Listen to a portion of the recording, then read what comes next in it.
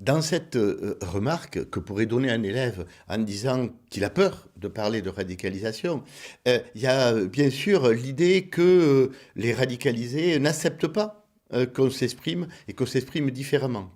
C'est un véritable problème que l'on peut avoir avec des jeunes. Il faut les rassurer. Premièrement, les rassurer qu'à l'école, on peut tout dire et qu'on a le droit d'exprimer toutes les opinions. C'est le principe même de liberté d'opinion qu'il faut pouvoir réaffirmer. Si nous cédons et en lui disant tu as peur, tais-toi, nous acceptons que le jeune, toute sa vie, se taira. Et on sait comment, dans certains milieux, la pression des autres est tellement forte qu'on finit par oublier sa propre opinion. Il nous faut donc exprimer à ce jeune que donner son opinion, ce n'est pas accuser, ce n'est pas critiquer, ce n'est pas insulter, c'est juste donner son opinion et réfléchir. Il faut aussi le rassurer en lui exprimant, s'il a besoin d'anonymat, l'anonymat que l'on pourra donner à sa parole. Car il a le droit de ne pas vouloir passer dans une vidéo, il a le droit de ne pas vouloir. Il peut très bien participer au travail du groupe, donner ses idées, mais ne pas apparaître à la caméra. Il a tout à fait ce droit-là. Donc il est garanti de son droit d'anonymat, mais en même temps, il faut donner son expression. Il faut aussi lui dire que s'il a peur de dire son opinion, c'est peut-être que son opinion va déranger. Et va déranger les groupes radicaux. Et donc lui montrer qu'il a une arme. Si lui, il est contre la violence, s'il est contre les situations de diktat, d'opinion, alors s'exprimer collectivement, dire des choses collectivement, c'est faire rempart à la radicalisation et au terrorisme. Alors, bien sûr, beaucoup de jeunes peuvent dire ça ne me concerne pas. Je ne suis pas musulman, ça ne me concerne pas. Je ne connais pas de terroristes, ça ne me concerne pas. Cette idée, il faut pouvoir la questionner. Pourquoi? Parce que dans notre société, il y a des attentats, il y a des personnes qui meurent, il y a des victimes, et ça nous concerne. En fait, quand je regarde un match de football, ça ne me concerne pas, je ne suis pas footballeur. Je ne suis pas sur le terrain, c'est pas moi qui vais gagner la Ligue des Champions, mais je m'y intéresse.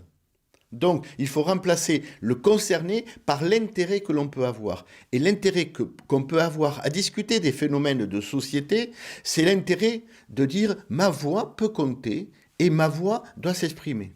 Parfois aussi, cette phrase peut être dite par des personnes qui sont musulmanes et qui critiquent le terrorisme, qui considèrent que ce n'est pas à leur nom, que s'ils se mettent à parler, on va croire que les musulmans sont tous des terroristes. Et donc il faut leur dire qu'ils peuvent exprimer cette opinion. Ils peuvent dire je ne me reconnais pas dans cela et j'ai une autre opinion.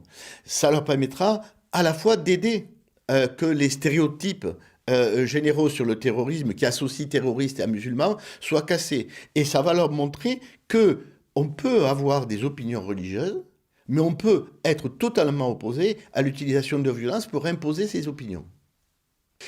Il est un peu normal qu'un jeune voit la laïcité d'abord sous le phénomène de l'interdiction. Pourquoi? Parce qu'il vit dans un établissement scolaire qui est régi par des interdictions. Et donc il voit cette interdiction. Il ne comprend pas le sens de cette interdiction. Il faut d'abord lui expliquer pourquoi la laïcité a donné des lois qui ont interdit le port de signes religieux à l'intérieur d'établissements scolaires. Il faut montrer que cette interdiction permet le respect de chacun. C'est parce que je ne fais pas du prosélytisme, c'est-à-dire que je n'affiche pas mes opinions religieuses, que je respecte celles des autres et que les autres me respectent. Donc il faut leur montrer que l'interdiction est un acte pédagogique. Ce n'est pas je suis contre que tu portes le voile. Parce que dès que la personne sort de l'établissement, elle va porter le voile. Et elle a tout à fait le droit de le porter. Ce n'est pas parce que je suis contre le fait que tu sois musulman, juif, chrétien, bouddhiste. Justement, parce qu'il va pouvoir récupérer toutes ses opinions à la sortie. C'est proposer pédagogiquement de dire, tiens, si on essayait de parler à équité, sans mettre en avant nos religions, si on essayait de parler ensemble. Mais un jeune, il n'est pas interdit dans un établissement scolaire de dire qu'il a une religion. Hein? Il lui est pas interdit de s'exprimer à partir de croyances qui sont ses croyances religieuses. Il a simplement à accepter que d'autres donnent d'autres croyances et à accepter d'argumenter. Les lois de la laïcité à l'école sont des lois qui permettent de créer un espace de dialogue. Et il faut arriver à le faire comprendre. Pour cela, il faut montrer du respect pour les jeunes qui ont des opinions religieuses. Comme il faut montrer du respect pour les jeunes qui sont athées, qui ne croient pas en Dieu. En leur montrant qu'on les respecte, mais alors qu'ils respectent les lois de la République, qui sont de ne pas porter de signes religieux à l'école. Alors c'est une opinion très répandue chez les jeunes. Tous les jeunes pensent qu'un journaliste est en fait un menteur. Qu'en fait, ce qu'il fait, c'est manipuler l'information pour la donner pour un intérêt. Cet intérêt est souvent complotiste, un intérêt des dirigeants, un intérêt des personnes qui sont riches, un intérêt des personnes qui sont propriétaires des médias. Il faut pour cela faire de la pédagogie, leur montrer comment on construit l'information, leur montrer comment on peut évaluer une information, comment on peut se construire un esprit critique. Il faut surtout leur montrer que quand je regarde ce que dit un journaliste, je ne suis pas obligé de le croire. Il n'y a pas d'obligation. Je peux très bien lire ce que dit un journaliste, évaluer la qualité de ce qu'il dit et dire « Ok, il dit bien ça, c'est bien arrivé, mais moi je suis pour et moi je suis contre ». L'information, ce n'est pas l'opinion. L'opinion dépend aussi de son orientation, de ses choix, de ses goûts, de son positionnement. Donc, il faut construire des démarches pédagogiques qui montrent qu'on doit valider les informations, sinon on est toujours dans le mensonge, et que le journaliste a des outils pour nous aider à l'évaluer, mais qu'après, on est libre d'avoir une opinion et de penser ce que l'on veut. Je prends un exemple. Si Neymar rate son but et qu'on perd, bien sûr, j'ai une information, je fais, il a raté son but. Mais j'ai le droit de dire que c'est à cause de l'arbitre. J'ai le droit de dire que cette fois-ci, il n'était pas très bien. J'ai le droit de dire que, en fait, il a failli le rentrer, ce but. Il a failli. Il a suffi qu'il y ait ce poteau qui l'empêche. C'est-à-dire que je peux construire une opinion. Là, je suis en train de construire de l'opinion. Le fait, il est là, le journaliste nous l'a donné, il n'a pas marqué le but. Ce travail-là, c'est un travail pédagogique que les enseignants doivent conduire avec les jeunes. Ces jeunes ont raison. En fait, le terrorisme n'a rien à voir avec la religion musulmane. Le terrorisme n'a ni religion ni patrie. Et quand je dis ça, je dis le discours des sunnites, des intellectuels sunnites dans le monde. Donc, c'est une erreur de penser que quand on parle de terrorisme, on parle de musulmans. Alors, certes, quand on parle des actes terroristes dans les 10 dernières années, et quand on en parle en France, ce sont bien des mouvements djihadistes radicaux qui les ont accomplis. Ils les ont accomplis en prétextant agir au nom d'Allah, en prétextant suivre la loi divine, et en fait, ils allaient absolument contre la loi divine. Donc c'est une supercherie que font ces terroristes. Donc quand on parle des attentats, eh bien on va bien parler de Mohamed Merah, on va bien parler d'autres terroristes, et donc on va donner le sentiment que l'on parle des musulmans. On ne parle pas des musulmans, on parle de terroristes qui, pour des raisons politiques, prétextent agir au nom d'une religion. Quand on se situe en dehors de la France et dans le monde, il y a beaucoup plus de terroristes et on va constater qu'il y a des terroristes racistes, d'extrême droite, identitaire, qu'il y a des terroristes bouddhistes, qu'il y a des terroristes évangélistes, qu'il y a des terroristes catholiques. Donc que chaque religion et chaque mouvement politique a à se poser le problème de l'utilisation de la violence extrême, et donc qu'on peut parler de beaucoup d'attentats qui ne sont pas le fait de musulmans.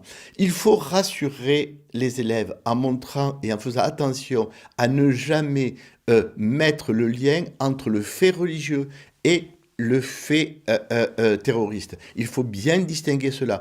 On peut discuter de religion et avoir des opinions, mais quand on utilise la terreur, on est un terroriste, donc on n'a ni religion ni patrie.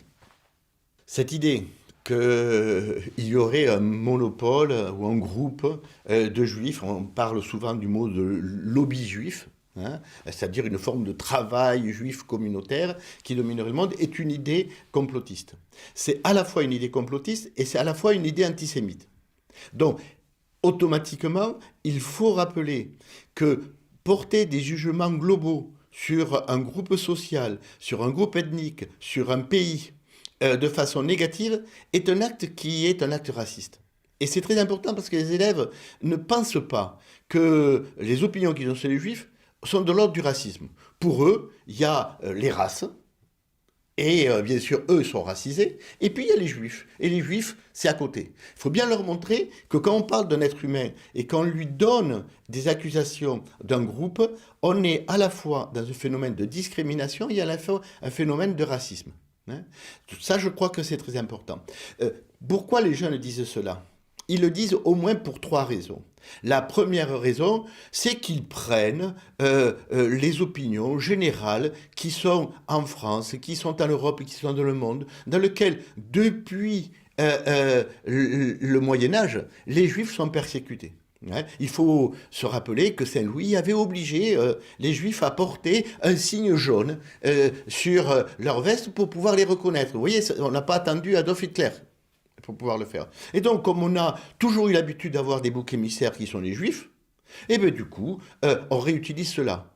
Faire son travail pour montrer qu'en faisant cela, on s'appuie sur aucune réflexion, sur aucune analyse, mais on prend le racisme ambiant. C'est la même chose que l'on va dire sur des Noirs. C'est la même chose que l'on va dire sur les Gitans. C'est la même chose qu'on va dire sur les Allemands, tellement autoritaires et tellement structurés. C'est-à-dire qu'on est dans de la xénophobie. Et donc il faut montrer qu'il faut porter des jugements sur des individus que l'on connaît, en respectant leur opinion, mais on peut avoir le droit de le dire. La deuxième opinion, c'est l'idée complotiste. C'est-à-dire qu'il y aurait un lien entre les Juifs et l'argent. Qu'il n'y a que des Juifs riches. Tout le monde le sait. Il n'y a aucun juif SDF. Il n'y a aucun juif qui a le RSA. Il n'y a aucun juif qui est dans la misère. Hein. Cette idée est une idée tellement ancrée. Pourquoi? Parce qu'historiquement, les juifs étaient des commerçants. Et c'est bien changé aujourd'hui. Et donc, ils avaient à échanger de l'argent. Cette idée, il faut la démonter en parlant de ce qu'est aujourd'hui la communauté juive dans notre pays. Et on verra que cette communauté juive, elle est très, très, très disparate. Nous avons des juifs qui vivent en HLM. Nous avons des juifs qui vivent aussi dans le 16e. Ils vivent là où ils veulent, avec leurs revenus, et donc il faudrait parler de pauvreté et de richesse, et non pas de religion. Et il n'y a aucune religion qui va vous donner la certitude d'avoir de l'argent. Elle ne vous donne que la certitude de croire en ce que vous avez envie de croire. Et troisième élément, qui est souvent lié, c'est l'idée communautaire. Les Juifs ont des règles communautaires de l'entraide, de l'aide à son prochain. Et donc, on a ce sentiment qu'il y aurait une sorte de communauté qui s'entraiderait. Mais toutes les communautés religieuses le font. Hein, s'il existe le secours catholique, c'est bien parce qu'il y a de l'entraide catholique. S'il existe dans les piliers de l'islam un pilier du don et de la générosité fait pour un musulman, s'il existe dans d'autres religions cet élément, c'est que c'est normal, c'est-à-dire qu'on se doit entraide entre frères d'une même communauté religieuse. Et donc, du coup, il faut détruire cette idée-là. Hein, cette idée-là. Enfin, dernière partie, la théorie du complot va dire ces juifs manipulent le monde. Il n'y a aucune preuve qu'ils manipulent. Il n'y a aucun élément qui manipule. Parfois, on peut se le dire parce que l'on pense à Israël et on pense au mouvement sioniste et on pense à la relation qu'a Israël avec les États-Unis. Et donc, on se dit, ils s'entendent, donc ils dominent. Là, on est dans de la politique. Et dans cette politique, on peut avoir les opinions que l'on veut. On peut considérer qu'aujourd'hui, les États-Unis font une très grande pression dans le monde. On peut aussi considérer que la Chine fait une très grande pression. C'est de l'ordre de la politique. On a le droit de s'exprimer ses opinions politiques tant qu'elles sont argumentées et qu'elles respectent l'opinion politique d'autrui. Et on a tout à fait le droit de militer pour défendre ces idées tant qu'elles ne sont pas racistes et antisémites. Alors, cette expression, la vérité, ce sont les savants religieux, est une idée très forte dans l'islam. Elle est aussi forte dans d'autres religions, c'est-à-dire qu'il y aurait notre façon de comprendre la religion, qui serait populaire, directe. Nous comprendrions la religion, mais quand on veut la comprendre mieux, quand on veut la comprendre dans le texte, quand on veut la comprendre dans le sens, il faut faire appel à des savants. Parfois, il suffit de faire appel à des imams. Parfois, il suffit à faire appel à un curé ou à un rabbin pour pouvoir le faire. Donc, il y aurait un niveau de compréhension plus lettré, plus intelligente de cette partie-là. Cette idée est une idée qui peut être respectable pour les personnes. Elles ont besoin d'avoir ces idées.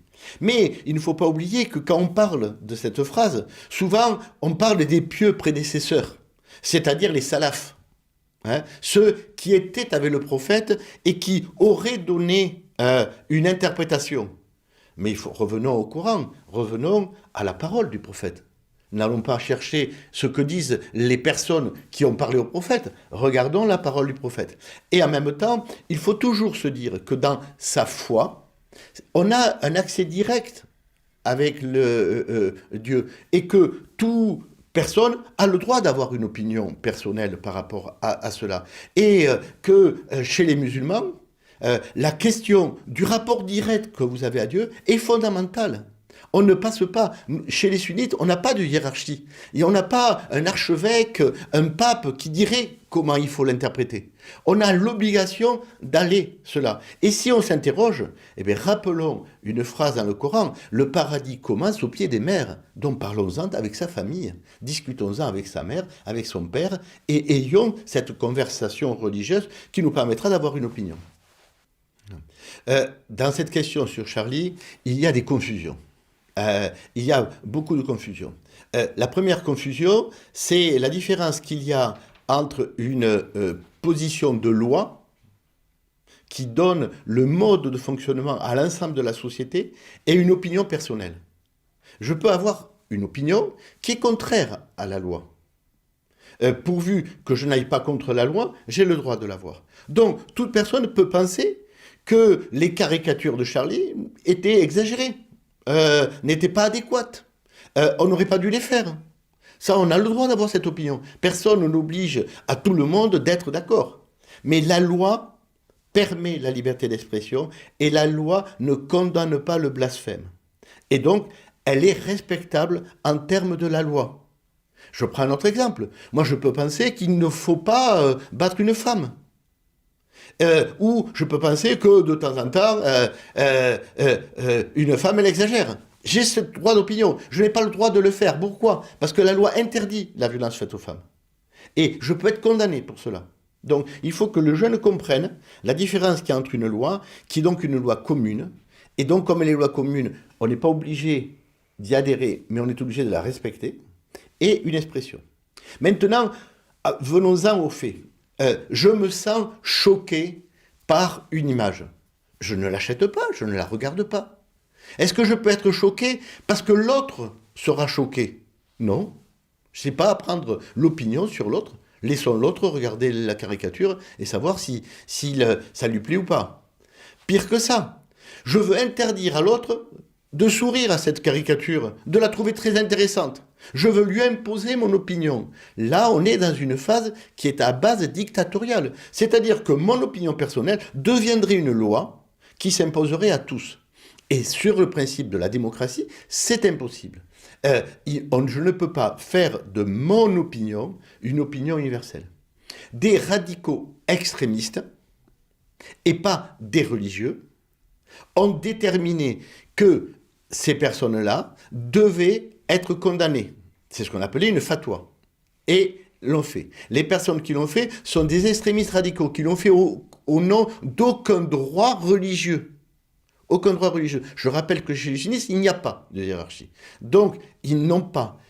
Mais, ils l'ont décidé. Pourquoi? Parce que c'est Ben Laden, parce que c'est le calife de Daesh, parce que c'est des personnes qui ont une place, ils l'ont déterminé. Est-ce que ça s'impose à moi en tant que musulman? Non. La seule chose qui s'impose à moi en tant que musulman, c'est la parole de Dieu. Donc, il n'a pas. Est-ce que ça s'impose aux imams? Non. Et on voit de nombreux imams qui sont critiques par rapport à cette position. Donc, je comprends que certains puissent être choqués, gênés par rapport à ça. N'achetez pas ces journaux, ne les lisez pas. Et Si on vous demande de les regarder, dites que vous avez une réserve, que vous ne voulez pas les voir. Mais que tous les autres peuvent les regarder. Tous les autres peuvent très bien le voir. C'est leur choix et ce n'est pas votre choix.